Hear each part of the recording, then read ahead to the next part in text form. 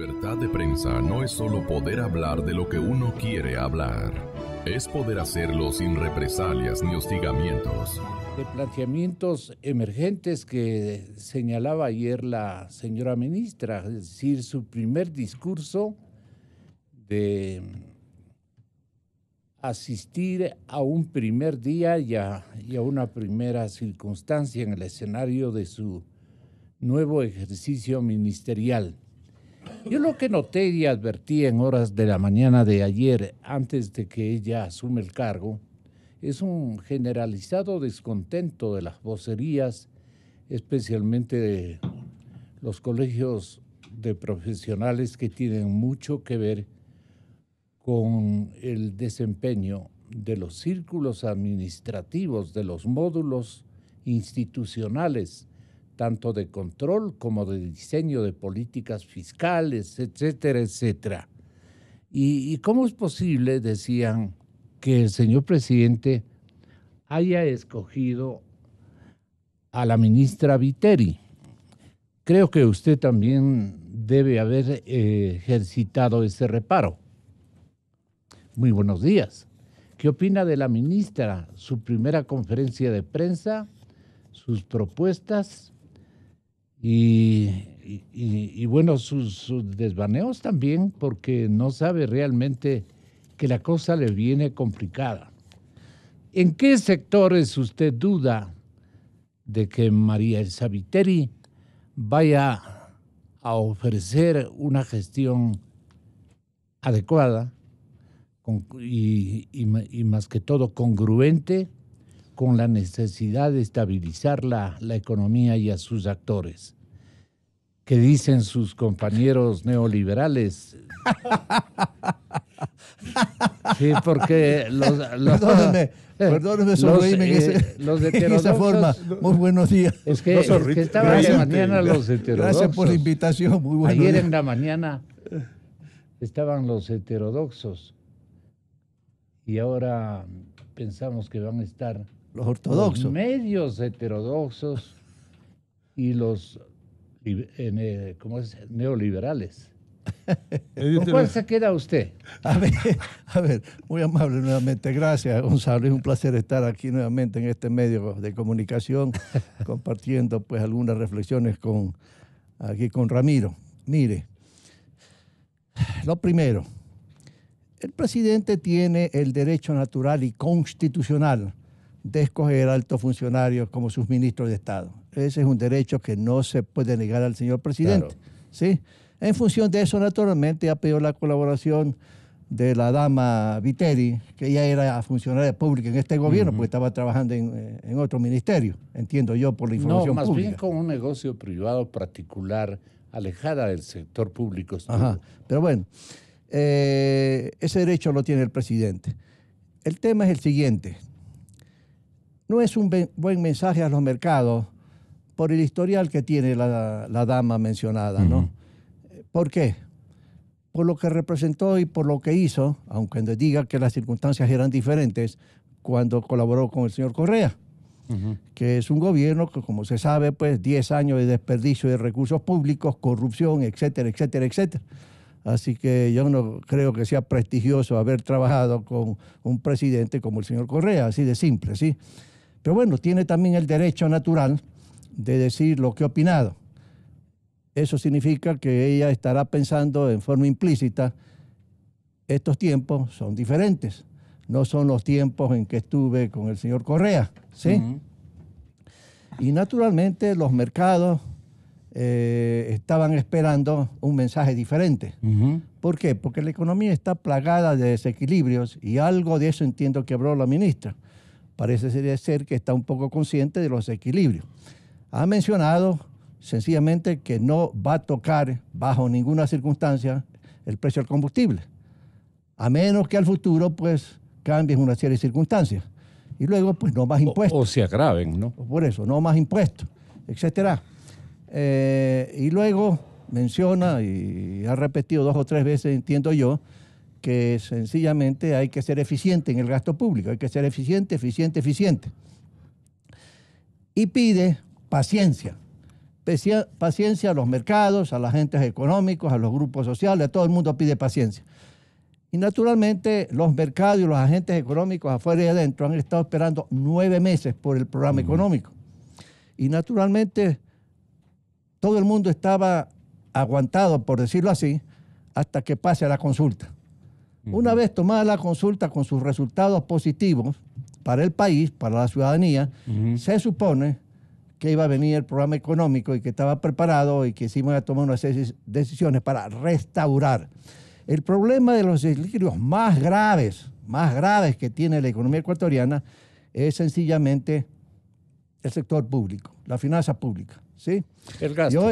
El gasto público. Bueno, la Y finanza la pública tiene que ver con los desequilibrios, el endeudamiento masivo en condiciones no adecuadas, etcétera, etcétera, etcétera. Todo lo que tiene que ver con China continental, etcétera, que aquí en este medio de comunicación se ha tratado, que no ha sido conveniente. El propio presidente ha mencionado que la deuda está en como 70.000 millones de dólares.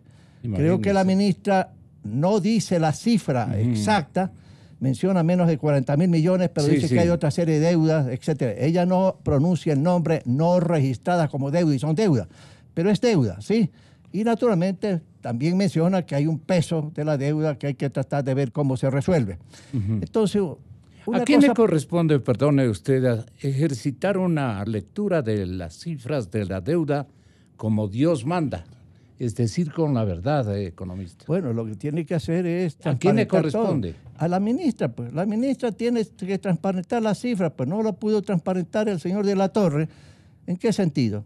En que, por ejemplo, hay que reconocer en forma explícita la deuda con el Seguro Social, así de simple, 1, 2. Hay que restaurar el 40% del sistema de pensiones. ¿Cuánto le debe el Estado al sector del IES? El IES debe ser más de 8.000 millones de dólares que tienen como bono, aparte de los 3.000 que en seguro tiene que pagar, aparte del 40% que tiene que restaurar.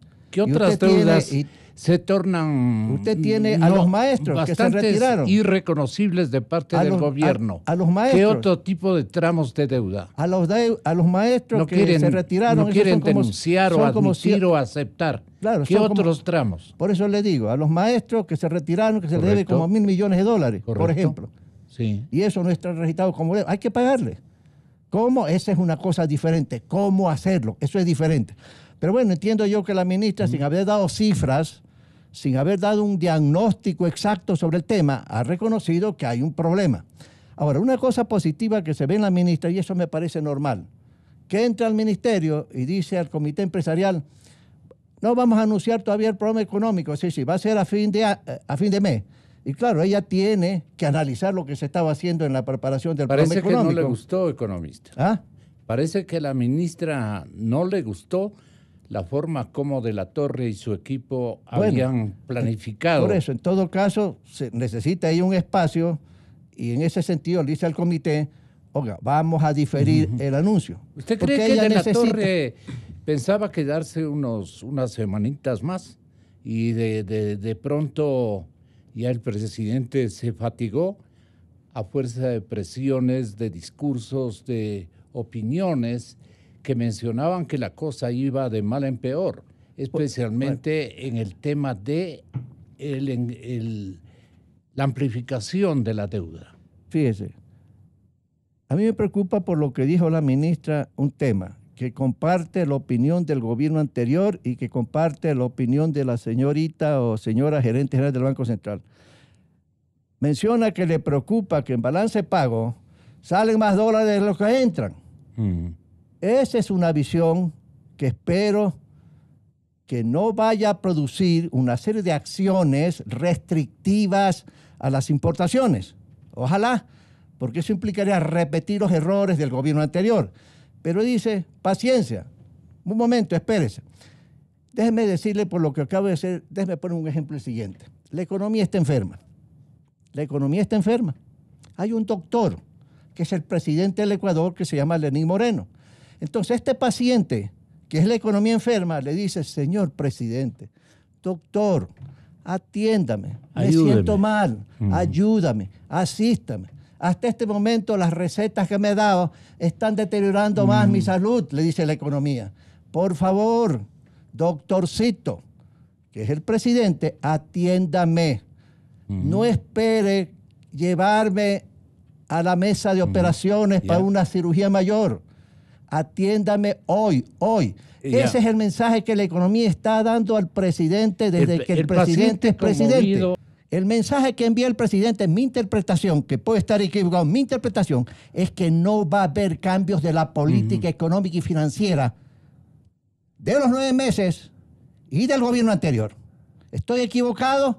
Hay que ver qué dice la ministra, pero ese nombramiento, así es como se interpreta por parte de los agentes económicos y los mercados internacionales. Eso le voy a preguntar. Espérese, vamos a ver si la ministra corrige todo ese prestigio inadecuado que le han dado los mercados por X circunstancias. ¿Qué dicen los mercados, Ramiro? Primero, ¿qué dicen los mercados? En los pocos días, desde que le nombraron a la ministra, asumiendo que más o menos la deuda de mercados sea 15 mil millones de dólares, le ha costado, en los pocos días que estamos, desde que le nombraron, al país ya le ha costado 45 millones más. Con esto quiero, o le costaría 45 millones más. Con esto quiero decir que si el Ecuador en este momento, tomando en cuenta el precio de los mercados, que es lo que determina el precio de las emisiones futuras que se van a hacer, si yo hoy día el Ecuador quiere hacer una emisión, nadie le va a comprar una emisión con un interés o rendimiento menor de lo que puede conseguir en los mercados. Entonces el Ecuador tiene que salir con un rendimiento similar a los mercados o un poco mayor que los mercados para poder colocar como ha pasado antes. Eso en este momento ya le costaría al Ecuador 45 millones de dólares más por año. Entonces ya estamos viendo la cantidad de escuelas, de médicos que se pueden pagar, profesores, etcétera, etcétera, por eso. Entonces yo creo que eso, que el riesgo país que se habla, que tanto se lo despreciaba cuando se hablaba de la ilegitimidad de la deuda, tiene un costo enorme cuando se actúa con imprudencia. Ahora, una cosa que me parece importante... La imprudencia pudo haber sido sugerida por un adversario interno dentro del partido de gobierno del señor presidente. Digamos que un Correa instruyó a la gente que estaba manejando el frente económico, permítame ser mal pensado, y le dijo, endeúdale a este fulano presidente, enrédale, complícale la vida, a fin de que hayan quiebres, que pongan una especie o que generen una especie de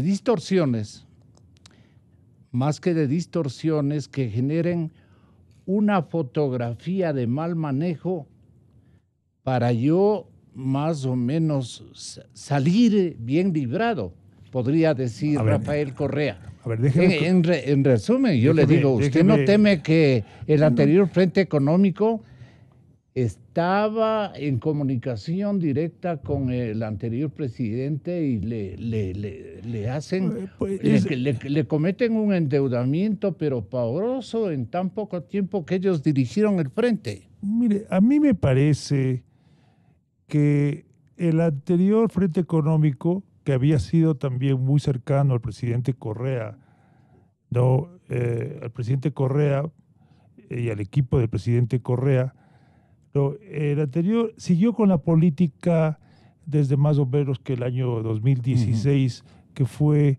de mucho endeudamiento, con el objeto de dar liquidez a la economía y aparentar que la economía estaba mejor de lo que realmente estaba, con el objeto de ¿qué? De ganar las elecciones. Al ganar, entonces ahora tenía que ganarse la primera vuelta, la segunda vuelta, y luego tenemos que ver algo más, que cuando entra el presidente Moreno y se encuentra con que la mesa no estaba servida, entonces, y ve la situación del país, etcétera, y también la situación política e institucional, decide convocar al plebiscito, que son otras elecciones. Entonces, en año y medio hemos tenido 3 elecciones que, para mantener un ambiente agradable, para poder ganar las tres, había que mantener esta liquidez, este endeudamiento. Entonces, eso ha ocurrido. Pero una liquidez a la final ficticia. Ficticia, o un crecimiento ficticio, o un bienestar de economía ficticio. Una estabilidad de la economía ficticia. Sí, porque la liquidez había, la plata estaba ahí. Claro. Pero ¿qué es lo que ocurre? Que ya el asunto se estaba volviendo complicado. Ya. Ahora, le nombran, veamos el tema del nombramiento de la ministra. Primero, la ministra ya estaba... Perdona, ya cumplió con su tarea fundamental y prioritaria de generar liquidez a la economía y tranquilidad a los actores que le correspondió en primera instancia a De la Torre. Esa fue la instrucción del propio presidente, dice usted, del presidente titular. Y luego dice, y ahora sí que la cosa está muy avanzada, pero en términos negativos, me conviene poner a una ministra que venga a curar, a sanear esta situación. Y entonces le veo a María Elsa Viteri con arrestos para profundizar en determinadas medidas de recortes, de selección de opciones, y por eso dice ella, entrando, dice... A mí no me va a temblar la mano. Voy a usar instrumentos que me permite el manejo fiscal, el manejo macroeconómico, hacerlo. Dice la ministra Viteri que ha recibido una propuesta del comité empresarial ya con el modelo económico, pero como que no me gustó. No dice no me gustó. Pero le he pedido al señor presidente un poquito de tiempo para revisar esto, y ya lo dijimos.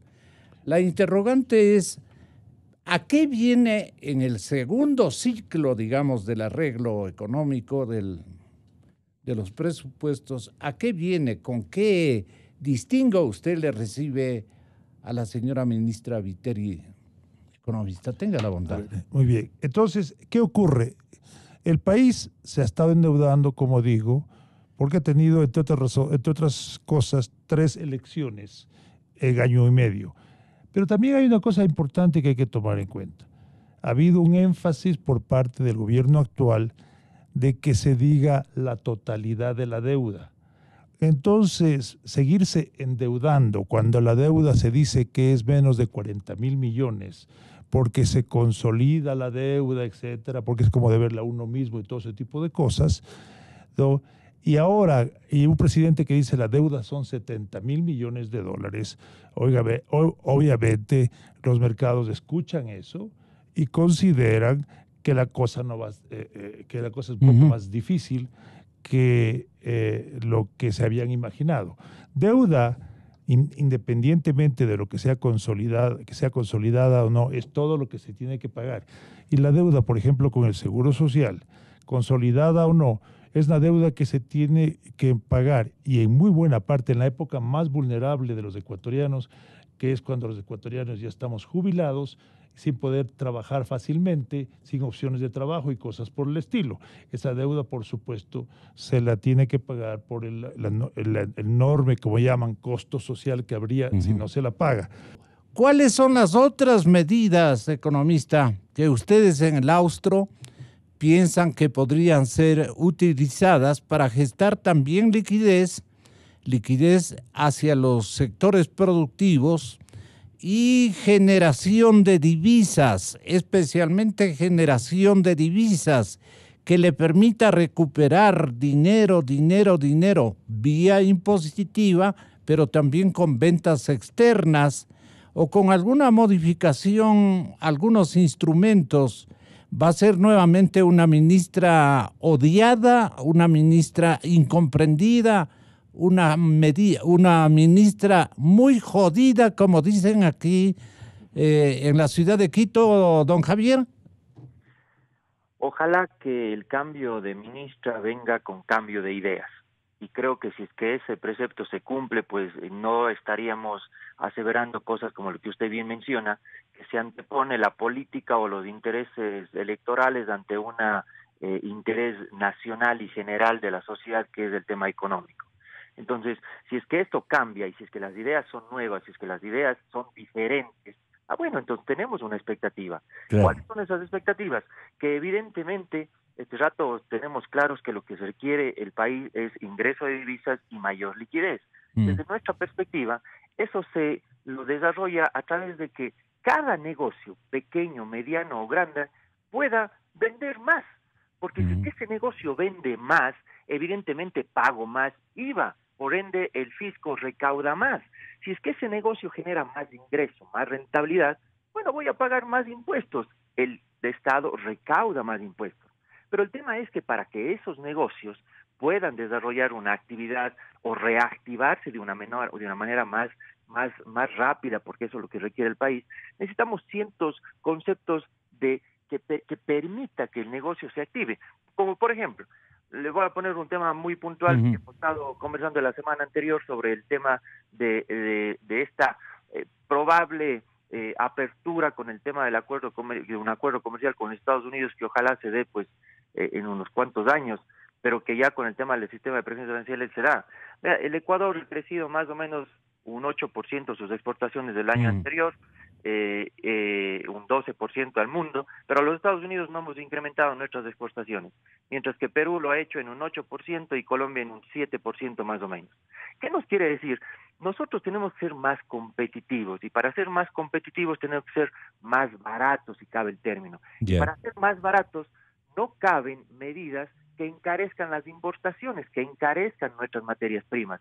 Entonces el gobierno tiene que primar y decir, quiero proteger la liquidez o el flujo interno de la economía, evitando que salga divisas al exterior o evitando o restringiendo las importaciones, o abarato la economía reduciendo ciertos aranceles para todo bienes de capital y materias primas. O sea, esos son lo que quiero... Economista Patiño, pero ¿con qué instrumentos puedes llegar a ese objetivo? ¿Utilizando qué tipo de instrumentos que tenga este momento procesabilidad?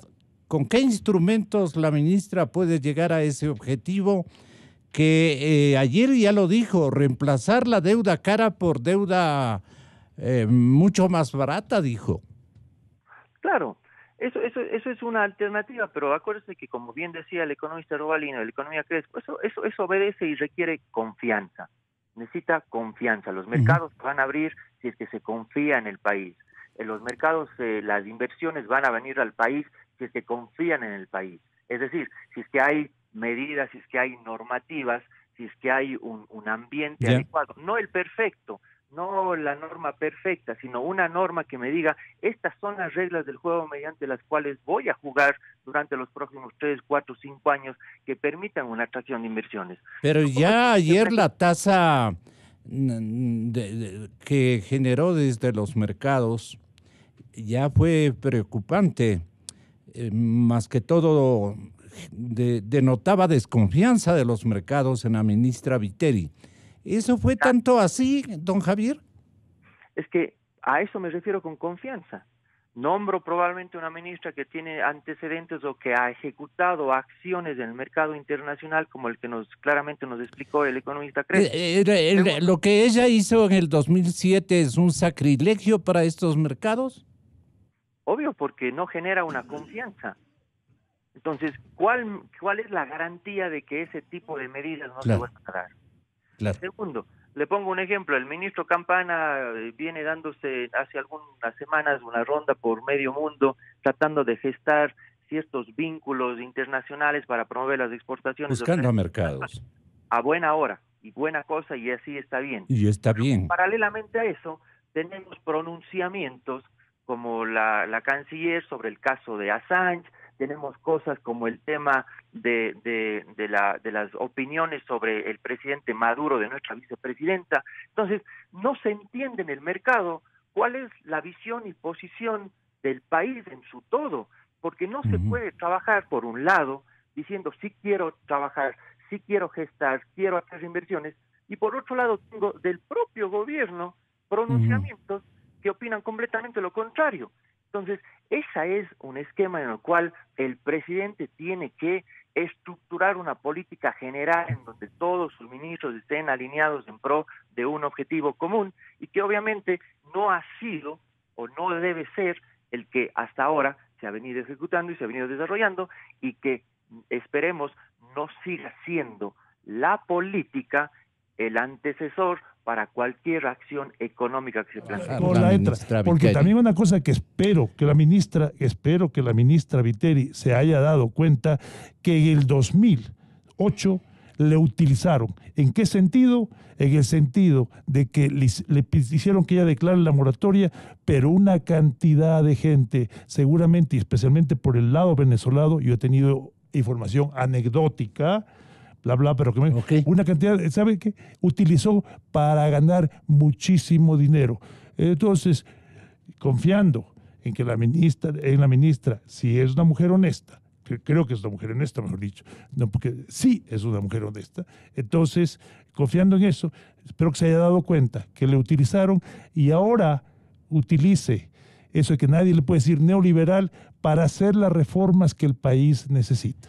El presidente Osvaldo Hurtado, ojalá se eliminen una serie de impuestos como el impuesto a la ley de divisas, con este nuevo discurso de la ministra, la tasa aduanera de un solo golpe, el impuesto mínimo a la renta tiene que desaparecer gradualmente, igual que el impuesto a la ley de divisas. Ojalá que en ese discurso tenga presente que el ajuste de la política fiscal tiene que ir por el lado también de reducción de una serie de impuestos, que lo que hacen es distorsionar el proceso económico y la economía, y que sencillamente los empresarios han pedido eso, igual que un grupo de economistas, no desde el punto de vista ideológico, sino desde el punto de vista objetivo y pragmático. Hay que eliminar esos impuestos en el programa económico que se anuncia. ¿Sí? Sí, si usted fuera César Viteri... ¿Qué? ¿Cómo? No me ponga ese ejemplo, hágame el favor. César Viteri. No me ponga ese ejemplo. Perdone, economista, perdone, una bromita de viernes. Verá, si usted fuera ministro de Economía a este instante, ¿cuáles instrumentos utilizaría? Ya mismo Osvaldo Hurtado. Está manejando una hipótesis irrealista. ¿Por qué? Supóngase que se le hubiera ocurrido al señor presidente pedirle su colaboración. No se le va a ocurrir nada de eso al presidente Moreno. Porque usted es adversario conceptual e ideológico. Designando ministros de Estado compatibles con su esquema ideológico. Sí. Déjame comentarte algo importante. Lo que está pasando, y esto es la cosa que, por eso yo creo que la ministra ha sido prudente en sus declaraciones. Creo que está bien que espere un poco para anunciar el plan, porque hay que anunciarlo bien, no anunciarlo a medias, ¿ok? Pero que le cuento lo que está pasando. Yo le digo porque yo soy parte de la veeduría de la deuda. Yeah. ¿Qué pasa? Que hemos tenido que estar, porque hemos recibido llamadas, y creo que no soy el único de los mercados, preguntándonos, ojo, a ver, miren un ratito. En el año 2008 se creó la Comisión de la Deuda y la ministra Viteri fue la que declaró moratoria. De pronto se crea una veeduría de la deuda que ustedes nos dicen que es totalmente independiente y que no va a declarar la ilegitimidad de la deuda, porque eso es un absurdo. Podría ver lo que se ha hecho ilegalmente y buscar los responsables y repetir contra ellos. Ustedes nos han dicho que no se va a declarar, pero de pronto nos nombran a la ministra Viteri. Entonces, le parece que la coincidencia nos preocupa. Pero a pesar de eso, obviamente hemos explicado que ese no es el caso, que bla, bla, bla, que no es el caso, que nosotros no somos lo mismo que esa comisión, etcétera, que queremos ver la totalidad de la deuda, que hay un afán de transparentar, aunque no ha recibido toda la información la veeduría, estamos nosotros explicando que ese no es el caso. Ramiro, recibieron el documento de deuda pública y recomendaciones del G20 al presidente, al contralor, y que debía estar en los miembros de la veeduría. Pregunto. Sí, pero ya está, poco, qué bien. Inclusive está en la página web, según entiendo, pero ojo. Pero no, ha habido poco tiempo, pero se está haciendo el mejor esfuerzo. Pero a pesar de esta coincidencia que es preocupante para cualquiera. El escepticismo. El escepticismo, inclusive a mí me preocupa, porque si ese escenario resulta ser verdad, Digo, hemos sido... así sea cierto esto, el escepticismo cunde. No, pero la ministra dice, pero un ratito, la Gonzalo. situación de la deuda en este momento es distinta a la situación de la deuda en el año 2007. Y tiene razón, pero déjeme concluir en esto. Pero básicamente, los mercados están demostrando paciencia. ¿En qué sentido? Que a pesar del nombramiento de la ministra Viteri y a pesar de la coincidencia que acabo de mencionar, el cambio ha costado 45 millones, pero no ha habido pánico todavía. Entonces los mercados están pensando exactamente eso, que no se puede hacer una tontera dos veces y la situación es distinta.